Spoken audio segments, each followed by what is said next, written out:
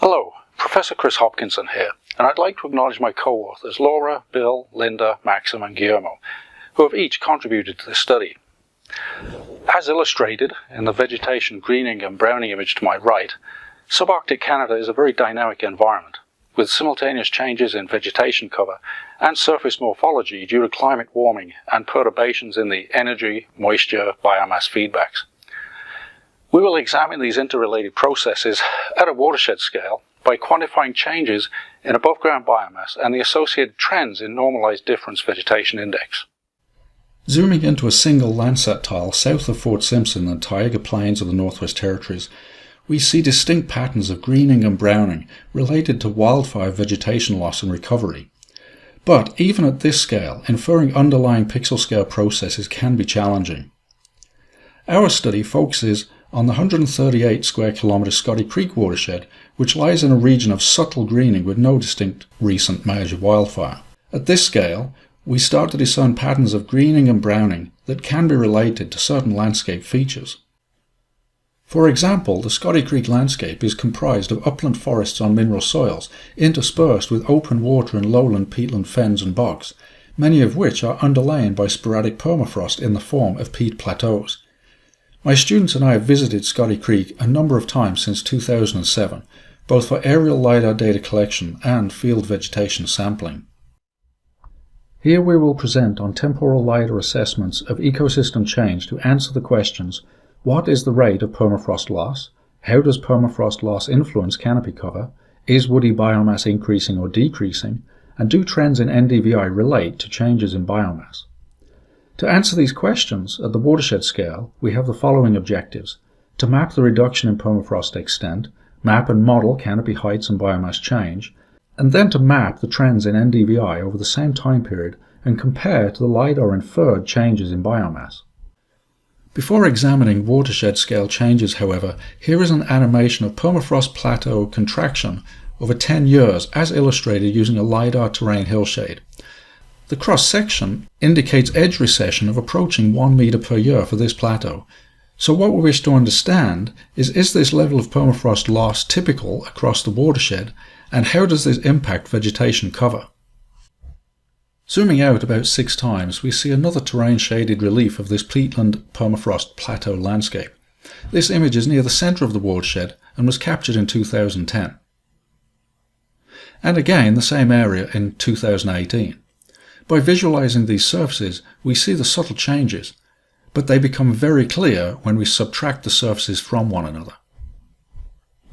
By thresholding the difference at 25 centimeters, which is the approximate noise level in the LiDAR data, we can map out the area of assumed plateau loss. The 8 years of permafrost plateau contraction is now easy to map and quantify. The small areas we just looked at are illustrated in the green boxes. By comparing the watershed DEM surfaces for 2010 and 2018, we were able to map out all areas of subsidence and terrain uplift that exceeded 25 centimeters. There was approximately 5 kilometers squared of subsidence around plateau edges and 0.26 kilometers squared of uplift in floodplain areas associated with channel migration, slumping, or possibly groundwater level influenced peatland expansion. The notable result here, however, is that aerial loss of permafrost equates to about 0.5% by total land area each year.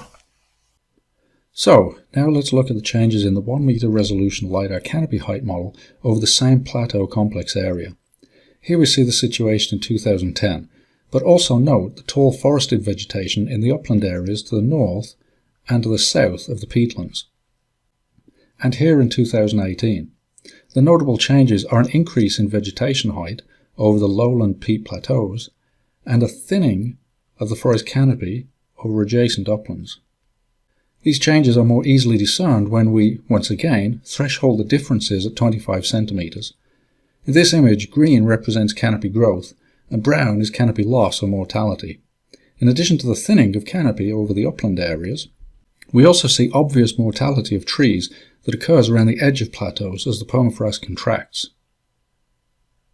Of course, observing height changes is visibly compelling, but to understand the wider implications across the watershed and through time, we developed a mean lidar canopy height-based biomass model from Canadian Forest Service permanent sample plots that were overflown with our lidar system from 2016 to 2019. The model was trained from 253 coincident plot and lidar datasets across the southern Taiga region, and then the raster model results were tested against the only 6 PSPs that occurred within the Scotty Creek study area. Overall, the regression results were satisfactory for the purpose of a watershed assessment of changing biomass conditions. And so here we see the biomass model results gridded at a 20-metre resolution across the watershed for 2010 and 2018. Overall then, we see a mean increase in above-ground biomass of almost 1 tonne per hectare, or an annual increase exceeding 110 kilograms of biomass per hectare each year. To put this into carbon terms, this equates to almost 6 tonnes of carbon stored in new biomass every year over every square kilometre. However, from the change map at right, it is clear that this is highly variable across the landscape, with some areas demonstrating a net increase and others a decrease. Stratifying the biomass change into areas of upland forest, which account for 43% of the watershed, and lowland peatlands, which comprise 57% of the watershed, we see a distinct stratification in the zones of growth and mortality. The upland forests are showing a net decline, while peatlands a net increase in above-ground biomass. From our field investigations, these increases in peatland biomass are occurring despite the obvious mortality of trees around permafrost plateau edges, and are associated with the recent emergence of shrubs and juvenile trees. Taken together, the loss of forest biomass in uplands and increase in biomass in peatlands is symptomatic of a warming and drying landscape. So, now that we know a little of what is happening to vegetation across the watershed, how do these changes in biomass relate to recent greening and browning trends in the available NDVI records? First, we downloaded the eModis Summertime NDVI products and generated an annual time series from all available cloud-free composites. From this composite NDVI image stack, we performed a linear trend analysis on each pixel so that regions of greening, browning, or no discernible trend could be classified. Similarly, we downloaded the Landsat Top of Atmosphere NDVI products from 2008 to 2019. Due to the increased time interval between acquisitions, there were fewer opportunities for summertime cloud-free scenes. So this, plus the data gap resulting from the transition from Landsat 5 to 8, resulted in only 8 of these 11 years being sampled. While the Landsat products are higher resolution than MODIS, and thus expected to better represent landscape feature responses, the reduced ability to sample the whole growing season, combined with a comparatively short record, ensure that uncertainty in the final trend product will be high. Here we have the 3 NDVI trend products, with MODIS at left, the recent Landsat in the middle, and the historical Landsat record up to 2012 produced by Zhu and Maisek for above. Interestingly, MODIS suggests browning, while the 2 Landsat products suggest a net greening at watershed scale. When we compare to the recent biomass change, however, we find there is only a limited correspondence to the recent Landsat NDVI browning patterns in areas of high mortality. Indeed, the highest visible correspondence, though imperfect, is between the historical Landsat NDVI trends and the recent biomass change, even though there is only a 2-year period of overlap. To explore these correspondences further, we can stratify the NDVI and biomass results into peatlands, which tend to be accumulating biomass, and upland forests, which tend to be losing biomass. First, we see that MODIS shows a browning trend over both land covers, and so there is no discernible correspondence between biomass and MODIS NDVI. Second, we see that both Landsat records show greening over peatlands, which corresponds to an increase in shrub and juvenile tree biomass, but they also show net greening over upland forest, where we know there has been a loss of biomass in recent years. However, it is worth noting that the historical above NDVI shows more greening over peatlands than upland forest, so in this case the deviation from the mean trend may be instructive. The main take-home messages are that there is a high rate of permafrost loss around plateau edges that cannot be sustained indefinitely. A linear extrapolation forwards suggests total loss within the next 25 years.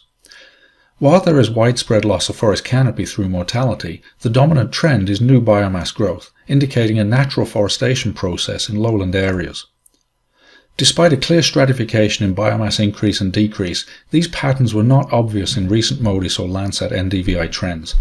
In conclusion, NDVI trajectories may not be a proxy for woody biomass trends in these northern landscapes. However, deviations in mean NDVI trends may be useful at local scale if they can be calibrated. So thank you for your attention, and I look forward to any questions or comments that you may have.